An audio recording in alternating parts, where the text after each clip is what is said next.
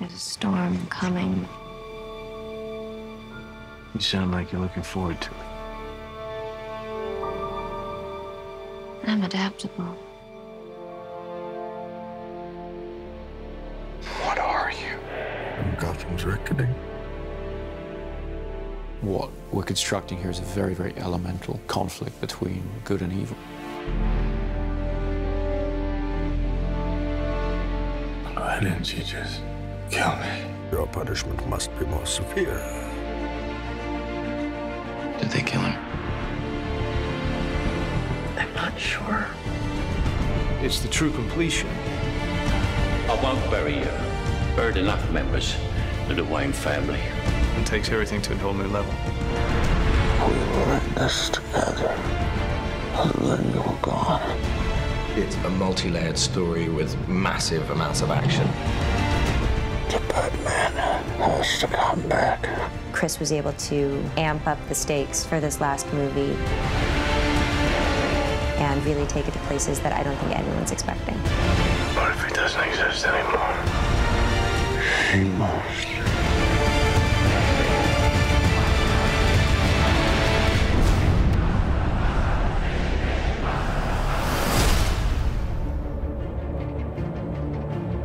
At the beginning of The Dark Knight Rises, we find a Bruce Wayne who's been damaged by his experiences as Batman.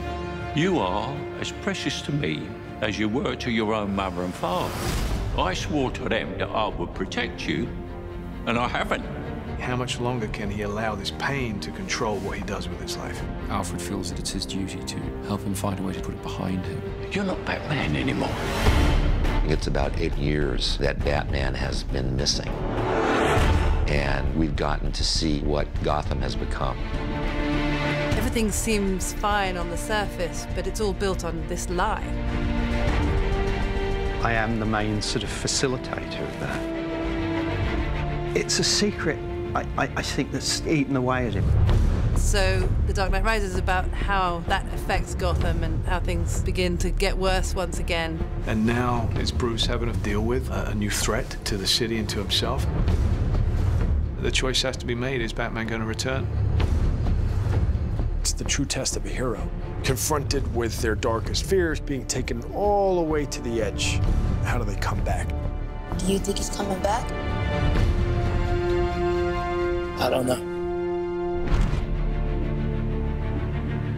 In The Dark Knight Rises, we have an incredible ensemble that we've put together.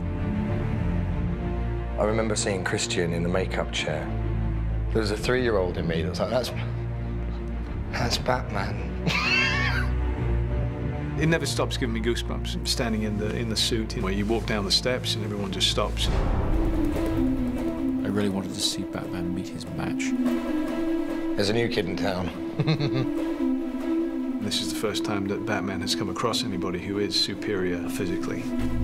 Mr. Wayne. Bane's not ready to be reasoned with. When Gotham is ashes, you have my permission to die. Some people want to watch the world burn, or Bane's come to pull the pin on the grenade. Tom Hardy is an extraordinary actor. What Tom is able to do just with his expressions and his eyes, it's terrifying. Through the course of The Dark Knight Rises, we'll uncover more about what drives Bane, where he comes from, what he wants. Let the games begin. And none of it's good news. We've made some mistakes. It's Kyle. Girls gotta eat. Selina Kyle has her own code of ethics, which sometimes involves doing things that other people might consider questionable. We have to have a way of grounding the character, realizing that Catwoman could just be this con woman, this grifter, this classic movie femme fatale, really. It's a brazen costume for a cat burglar. Yeah? Who are you pretending to be? I think Anne understood right from the first that she was going to have to do almost everything in the film herself. She has to be that character. She took it on in the most extraordinary way. The most important thing is to fit into Chris's Gotham City. My Catwoman has to be Chris Nolan's Catwoman. Don't be shy. When you cleaned up the streets, you cleaned them good. Pretty soon we'll be chasing down overdue library books.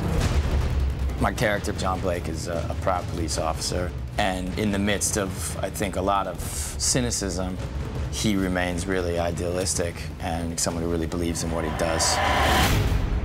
We have a new character played by Marion Cotillard, Miranda Tate, a member of the Wayne Enterprises board, and she's trying to pull him out of his shell and get him back into the world. Don't worry, Master Wayne. Takes a little time to get back in the swing of things. Alfred, as played by Michael Caine, has always been the emotional heart of these movies. You know what Alfred is? He is us in this incredible world. He's not tough like all the others. These conversations used to end with an unusual request. I'm retired.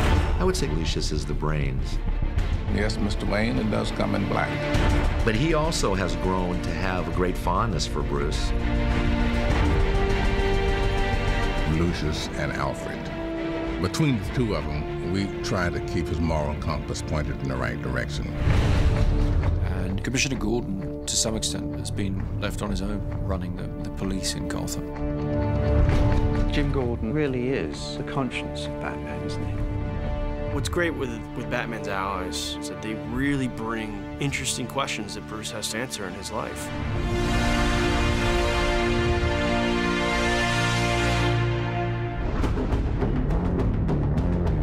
Chris has always had such a strong sense of spectacle, with this good human story to it as well.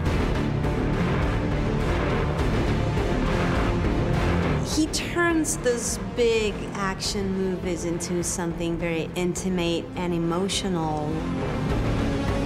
You feel very close to all those people.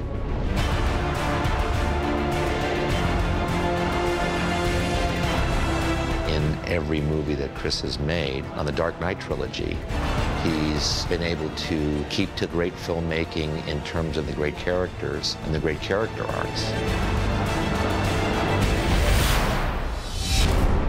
He creates whole worlds that you really can get lost in.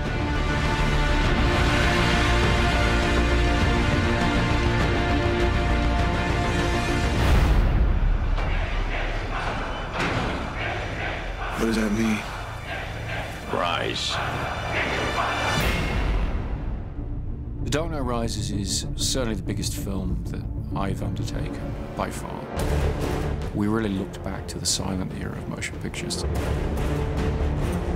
when the image was paramount, when all you had was the scope and scale of a location, thousands of extras, that kind of thing. That's the kind of storytelling I was interested in exploring. Dark Knight Rises is about trying to get some of that romantic scale and modernism into it in a sort of epic way. We started the shoot in India, then we moved to the UK. After that, we went to Pittsburgh, Los Angeles, Manhattan. It's been relentless action from start to finish. We've expanded into the largest of genres, the war movie, the disaster film. They add scale, raising the stakes from a place where they were already extremely heightened. We do get a great kick out of doing this action work. To be in Inverness, Scotland, flying with a fuselage in an aircraft and 4 stuntmen hanging off an airplane. With Chris Nolan, as much as we can physically do inside of that lens is where he would like to go. We had them on the outside of the aircraft, shooting through the windows, and it was a big thing to come together. It has this wow factor. We're back at Carlington, which is this large hangar. You okay? Yep. A lot of the film takes place underground, so we've built a Gotham sewer system and we're pumping an enormous amount of water around it. We wanted to fulfill the promise of Batman Begins, which is that Wayne Manor will be rebuilt exactly as it was, but that the Batcave will be expanded and brought forward technologically. My mother warned me about getting into cars with strange men. This isn't a car. One of the biggest creations was the new flying vehicle, the Bat. It's a big insect. It's nearly 30 foot long and 17 foot wide. It needs to travel very fast up roads. It needs to climb up over buildings. Chris Corbould and Chris's designs are just phenomenal. It's a wonderful new gadget. We have a big stadium that we have to blow up. The Pittsburgh Steelers have kindly allowed us their stadium. We had almost 11,000 people turn up for one day's shooting to play fans of the Gotham Rogues. The biggest challenge is just the sheer scale of the operation that's going on. You know, we've got thousands of people in the stands, we've got multiple cameras, IMAX cameras. This is probably going to be one of the biggest, most demanding visual effects sequences in the film.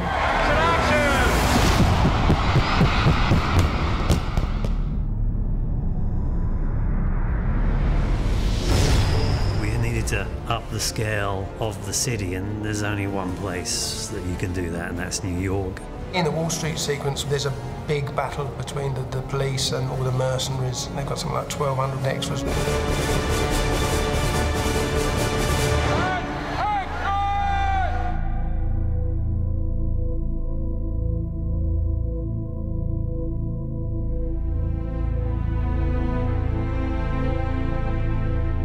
Chris really did want to shoot everything as real as possible, so there's no visual effects enhancing the amount of people that are in that scene. This was 8 months of preparation has gone into what you see here, working with the city, with the departments in order to control this set. Seeing that many bodies in the middle of Wall Street fighting each other, even if it was controlled chaos, it's still kind of like, wow.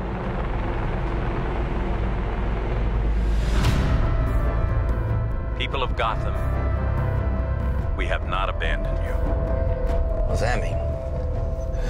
It means we're on our own. This is certainly the biggest movie that I've ever worked on. But then emotionally, it feels like something that a lot of people can tap into. It's wonderful. It kind of brings things full circle. You see only one end to your journey. Sometimes a man rises from the darkness. Every great story deserves a great ending, and we've really tried to be true to that. The Dark Knight Rises is our attempt to give that great story its great ending. We want to destroy Gotham.